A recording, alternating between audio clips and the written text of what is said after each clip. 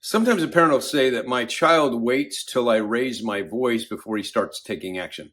This is a problem in the interaction between a parent and child. I want to take it apart for you, look at what's happening in this parent child interaction so that you can make some changes that'll bring about changes in your child. I think sometimes parents have to change first before children will change. This is one of those examples because children are looking for cues between the parent and them as a child. And this cue is, when do you mean business?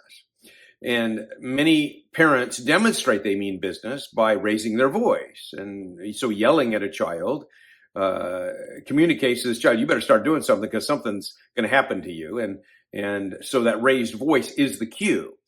I think what we have to do is we have to change the cues so that children are learning something completely different.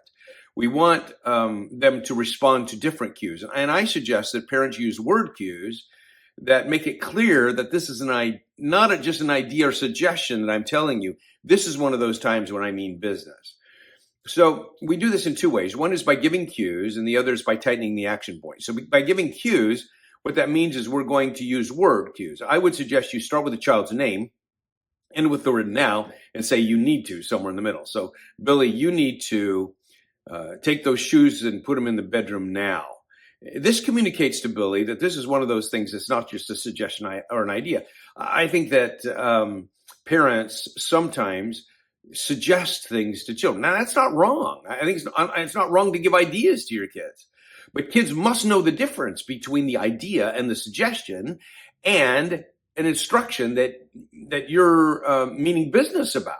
So giving them word cues, I think, is going to be one of the key ways we do that. The second thing that we want to do is tighten the action point. And the action point is that point where we demonstrate that we mean business. In other words, if I tell you to put your shoes away and you're not doing that, I'm moving towards you because I'm going to take some action. I'm not saying you want to be mean to your children.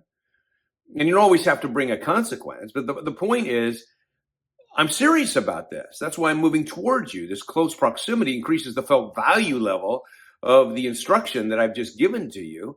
And so I'm coming towards you because I want you to know this is one of those things that's important. I'm not going to say it over and over again.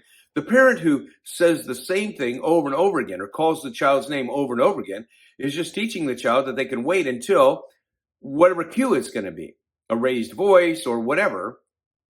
And what we're saying is we're not going to do that.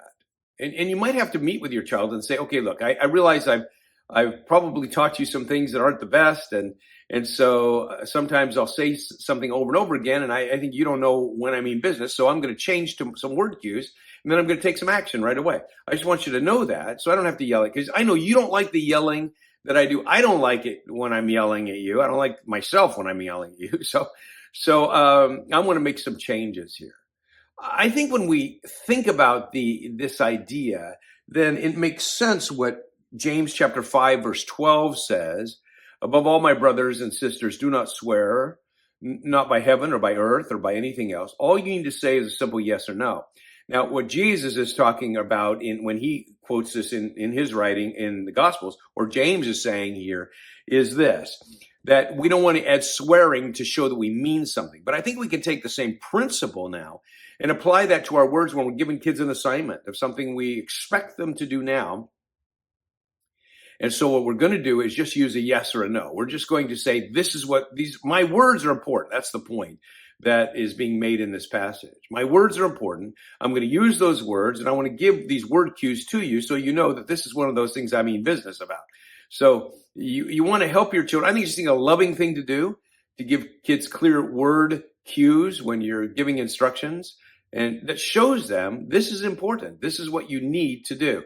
So when you do that, I think it'll help increase the responsiveness of children and reduce some of the yelling that sometimes happens when parents use anger as their cue to move children along.